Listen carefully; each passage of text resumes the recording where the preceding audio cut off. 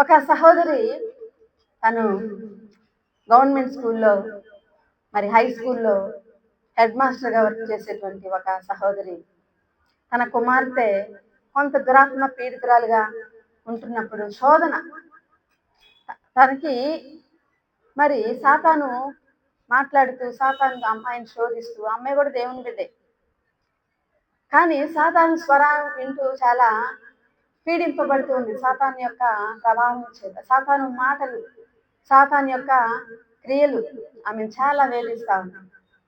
యవనస్తురాలు BTech చదువుతుంది. అయితే ఆమె ఫోన్ చేసి తన కుమార్తె గురించి ప్రార్థించమని చెప్తూ ఒక సాక్ష్యం పంచుకుంది. రాత్రి వేళ అందరు భోజనం చేసి పడుకున్న తర్వాత ఆ పాపకి కొంచెం శారీరకంగా కూడా ఇబ్బంది అయింది.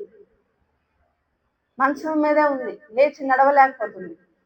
మంచంలో కొన్నాళ్ళు ఉండాలని డాక్టర్స్ చెప్పారు. ఒక 1 మంత్ 3 మంత్స్. ఆమె లేవలేదు, నడవలేదు, కూర్చోలేదు, పడుకొనే బ్రష్ చేయాలి, పడుకొనే భోజనం పెట్టేవాళ్ళు. మొదట మానసికంగా అమ్మాయిని వేధించిన తర్వాత శారీరకంగా కూడా ఇబ్బంది పెడతా ఉన్నాడు దుష్టుడు. ఇబ్బంది పెడతా ఉంటున్నప్పుడు అందరూ భోజనం చేసి పడుకున్న తర్వాత ఆ అమ్మాయి ఎంతకాలం నేను ఈ మంచంలో ఉండాలి? సాతాను చెప్తూ ఉంటాడంట, నీవు ఇక మంచం మీద నుంచి లేవవు, నువ్వు కాలేజీకి వెళ్ళవు, నువ్వు చదువుకోవు, నువ్వేం చేయలేవు, ఇక నీ లైఫ్ ఎండ్ అయిపోయింది, ఇక నీ లైఫ్ ఇంతే, మంచానికే పరిమితం అని చెప్తా ఉంటుంటా ఆ పాప తట్టుకోలేక, నేను బ్రతకను, నేను చనిపోతా, మమ్మీ నన్ను చంపేసి, డాడీ నన్ను చంపేసి, నా లైఫ్ ఇక వేస్ట్, నేను ఇక బ్రతకడం అనవసరం, ఈ స్థితిలో నేను మంచం మీద ఉండలేను, మీరేదో ఒకటి చేయాల్సిందే అంటున్నప్పుడు వాళ్ళు స్తుతిస్తా ఉంటున్నారంట, ప్రార్థిస్తా ఉంటున్నారంట. యేసుక్రీస్తు ప్రభువు నామాన్ని ఎత్తిపట్టి వారు స్తుతిస్తూ ఉన్నారు. వారే మాత్రం కూడా సంకోచించకుండా ప్రభువుని స్తుతిస్తూ ఉంటుంటే ఆ దురాత్మ సాతాను అంటాడంట, నీ కుమార్తెను నేను బ్రతకనివ్వను. సాతాను మాట్లాడుతున్నాడంట వాళ్ళతో, నేను బ్రతకనివ్వను, మీరెన్ని చేసినా ఏం చేసినా ఆమెను మటుకు నేను బ్రతకను. ఆ అమ్మాయిలో నుంచి మాట్లాడుతున్నాడంట. అమ్మాయి తల బాదుకుంటుందంట, తల బాదుకుంటూ నేను బ్రతకను, నేను చనిపోతా అంటుందంట. కాసేపటికి ఆ అమ్మాయిలో నుంచి దురాత్మ మాట్లాడుతుందంటే, ఈ అమ్మాయి నేను బ్రతకనివ్వను. శరీరం అంతా కొట్టుకుంటూ తల బాదుకుంటూ చెప్తుంది, నేను బ్రతకనంటే వాళ్ళు స్తుతిస్తా ఉంటుంటే సాతాను కూడా వచ్చి బెదిరిస్తుంటే ఆ సహోదరి, ఆ తల్లి ఏ మాత్రం కూడా భయపడలేదు, ఏ మాత్రం కూడా సంకోచించలేదు. దేవుడు సహాయం చేస్తాడా లేదా? ఆమె చెప్పిందంట ఆ సాతానుతో చక్కగా, నీవు మా కుమార్తెని విలవిలలాడించినా, బాధ పెట్టినా, ఇబ్బంది పెట్టినా, తల బాదుకునేలా చేసినా,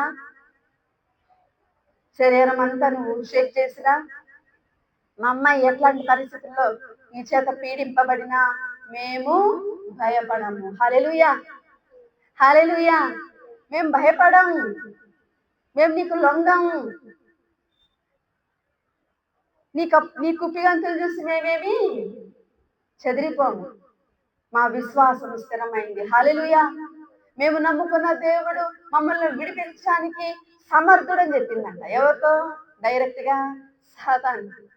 సాతాను ఏమితో మాట్లాడుతున్నాడంటే ఏమో సాతానుతో మాట్లాడు.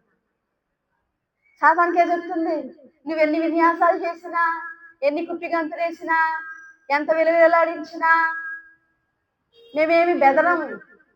ఎందుకో తెలుసా? మా దేవుడు మమ్మల్ని రక్షించుటకు సమర్థుడు. మేము ఎవరి నామమందు విశ్వాసం ఉంచామో ఆ యేసుక్రీస్తు నామంలోనే మాకు రక్షణ ఉంది. హల్లెలూయా.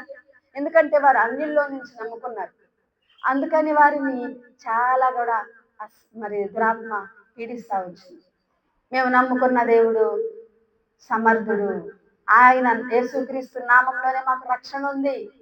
నువ్వెన్నన్నా చేసుకో, మాకేం పర్వాలేదు. మేమేం భయపడం, మేమేం బాధపడం. ప్రభు మాకేది అనుమతిస్తే వాటి గుండా వెళ్తాం. నీకేమి మేము భయపడే ప్రసక్తే లేదని చెప్పింది. చక్కగా ధీమాగా కూర్చొని చెప్పిందంట. ఏం అటు ఇటు పరిగెత్తలా. అయ్యో నా కుమార్తె ఇట్లాగా విలవిల్లాడిపోతుంది అని గుండెలు బాదుకోలా, తల బాదుకోలా.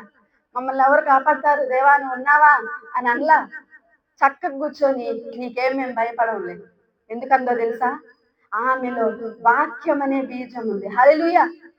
ఆమె సాక్ష్యం చెప్తూ నాకేమని చెప్పిందంటే, నేను అద్భుత కార్యాలు చూసి ప్రభు దగ్గరికి రాలా, నేను స్వస్థతలు చూసి ప్రభు దగ్గరికి రాలా, మా కుటుంబం అంతా కూడా మాకేదో జరిగిందని మేము రాలా. వాక్యం అనే సత్యాన్ని చూసి వచ్చాం. హల్లెలూయా. వాక్యం అనే సత్యాన్ని విని ఈయన నిజమైన దేవుడు, ఈయన మా రక్షకుడు, మా కొరకు చనిపోయి సిలువలో తిరిగి లేచినటువంటి మా విమోచకుడని మేము వాక్యాన్ని విని వాక్య సత్యాన్ని తెలుసుకొని ప్రభువులోకి వచ్చాం కాబట్టి ఇటువంటి శోధనలేవి మమ్మను బెదిరించవు. హల్లెలూయా. ఎంతగానో ప్రభువుని స్తుతించాను.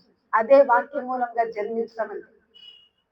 వాక్య మూలంగా జన్మించిన వారు ఎన్ని శోధనలు వచ్చినా, వేదనలు వచ్చినా వెనక్కి తిరగరు. మొదట వాక్యం అనేటువంటి జన్మ నీలో ఉండాలి. హల్లెలూయా. వాక్యానికి నువ్వు పట్టబడ్డావా? ఎప్పుడైనా వాక్యానికి నీ హృదయం తెరవబడిందా? వాక్యం ద్వారా పరిశుద్ధాత్మ దేవుడు నిన్ను దర్శించాడా? నీతో సహవాసం చేశాడా? వాక్యము ద్వారా నీవు జన్మించాలి. అది చాలా ప్రాముఖ్యమైన సంగతి.